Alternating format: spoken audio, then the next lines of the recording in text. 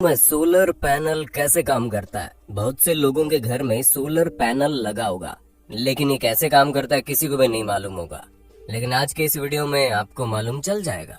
क्यों दोस्तों, इस झुलसा देने वाली गर्मी में भला कूलर एसी के बिना चैन कहाँ है। और जब तक आपका मोबाइल फोन 50% से ज्यादा चार्ज नहीं होता, तब तक आपके दिल की धड़कन तेज ही रहती होगी। क्यों सही कहा ना हमने। अरे मैं पता है कि आप सभी अपने मोबाइल फोन या लैपटॉप कंप्यूटर में हमारे इस वीडियो को देख रहे होंगे, जिसका साफ मतलब है कि आपके पास पर्याप्त मात्रा में बिजली मौजूद है।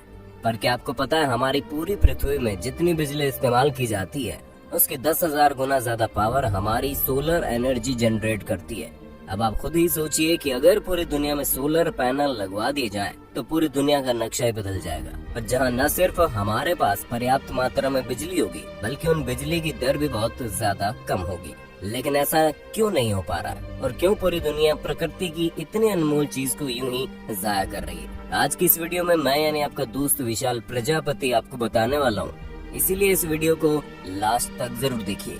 चलिए वीडियो शुरू करते हैं। जैसा कि हमने आपको बताया कि सोलर एनर्जी कितनी ज्यादा कारगर साबित हो सकती है, जो पूरी दुनिया की इलेक्ट्रिसिटी की समस्या को खत्म कर सकती है। लेकिन सबसे पहले सवाल ये आता है कि आखिर सोलर पैनल्स काम कैसे करते हैं, यानी कि कैसे सोलर पैनल सोलर एनर्जी को इलेक्ट्रिकल एनर्जी में कन्वर्ट करते हैं। और दोस्तों, इस चीज को जानने के लिए सबसे पहले हम आपको ये बता दें कि सोलर पैनल सोलर सेल से बनते हैं, और सबसे ज्यादा कॉमन सोलर सेल सिलिकॉन को माना जाता है, जो कि एक तरह का सेमीकंडक्टर है, जो हमारी पृथ्वी में पाया जाने वाला दूसरा सबसे प्रचुर मात्रा में मौजूद एलिमेंट है। और दोस्तों, सोलर सेल से क्रिस्टल और सिलिकॉन कंडक्टिव लेयर्स के बीच में सैंडविच की तरह मौजूद होते हैं, और हर सिलिकॉन एटम अपने पड़ोसी सिलिकॉन एटम से 4 स्ट्रॉन्ग बॉन्ड से जुड़ा होता है, जो इलेक्ट्रॉन्स को अपनी जगह पर रखते हैं। दोस्तों, काफी साइंटिफिक चीज है, लेकिन हम आपको बहुत साधारण भाषा में इसे समझाने की कोशिश करते हैं, जहाँ पर हर सिलिकॉन सोलर सेल 2 अलग तरह की लेयर्स इस्तेमाल करता है, जिसमें एक होता है एन टाइप सिलिकॉन, जिसके अंदर एक्स्ट्रा इलेक्ट्रॉन मौजूद होता है, और दूसरा होता है पी टाइप सिलिकॉन, जिसके अंदर इलेक्ट्रॉन के लिए एक्स्ट्रा जगह मौजूद होती है।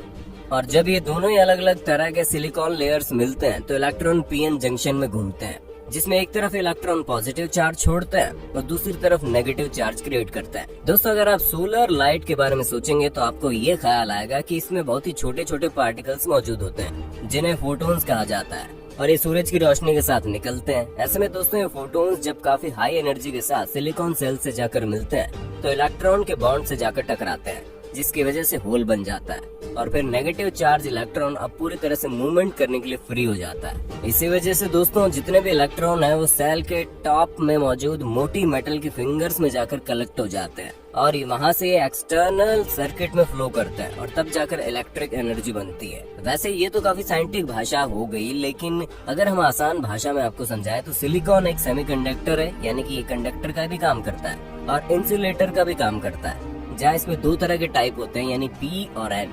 जैसा कि आप नाम से समझ गए होंगे, पी टाइप यानी पॉजिटिव, एन टाइप यानी नेगेटिव, जहाँ दोनों को साथ में रखा जाता है, और जब रोशनी सूरज की उन पर पड़ती है तो पॉजिटिव से नेगेटिव इलेक्ट्रॉन फ्लो करता है। आपको पता होगा, इलेक्ट्रॉन बिजली के बहुत ही सूक्ष्म कण होते हैं, जो जब मूव करते हैं तो बिजली पैदा होती है, यानी कि उसी चीज को हम इलेक्ट्रिक एनर्जी कहते हैं। अब सूरज से निकलने वाली रोशनी से जो छोटे छोटे कण यानी फोटॉन्स निकलते हैं, वो सिलिकॉन के सोलर पैनल पर पड़ते हैं, तो इलेक्ट्रॉन का मूवमेंट होता है, और फिर जाकर इलेक्ट्रिसिटी जनरेट होती है। अब हमें नहीं लगता कि सोलर पैनल में काम करने के तरीके के बारे में कोई भी आपको शक होगा, क्योंकि हमने साइंटिफिक तरीके से लेकर हमारी देसी भाषा में आपको सब समझा दिया है। अब इसी चीज से जुड़ी एक और बात है, वो ये है कि अगर सोलर पैनल से इलेक्ट्रिसिटी इतने अच्छे तरीके से जनरेट हो सकती है, तो फिर पूरी दुनिया में सोलर पैनल लगाए क्यों नहीं जाते। क्योंकि इससे नेचुरल रिसोर्स का इस्तेमाल भी हो जाएगा, और बिजली का जो इतना भारी रेट लोगों को चुकाना पड़ता है वो भी कम हो जाएगा। तो दोस्तों, जवाब के तौर पर हम आपसे सिर्फ इतना कहना चाहेंगे कि इन सब चीजों को करने के लिए बहुत ही भारी मात्रा में हर देश की सहमति होने के साथ साथ चीजों की सही व्यवस्था भी होनी चाहिए। क्योंकि अगर भारी मात्रा में ये सोलर पैनल बनने लगेंगे, तो इसकी भी संभावना है कि उनकी एफिशिएंसी यानी कि काम करने का सही तरीका भी खराब हो जाए। क्योंकि अभी भी हम पूरी तरह से निश्चित तौर पर नहीं कह सकते कि एक सोलर पैनल कब तक चल सकता है, जिसकी वजह से जब कभी भी किसी के घर में सोलर पैनल अचानक से खराब हो जाएगा, तो लोगों को काफी समस्या बिजली की देखनी पड़ेगी। जहां अच्छी और बेहतर क्वालिटी के साथ अगर सोलर पैनल बनाए जाएं, तो उनके लिए काफी महंगा खर्चा आएगा, जो पूरी दुनिया को मिलकर उठाना होगा। और ये चीज मुश्किल भले ही लग रही है लेकिन नामुमकिन नहीं है, और अगर ऐसा हो जाता है तो वाकई में क्रांति सी आ जाएगी।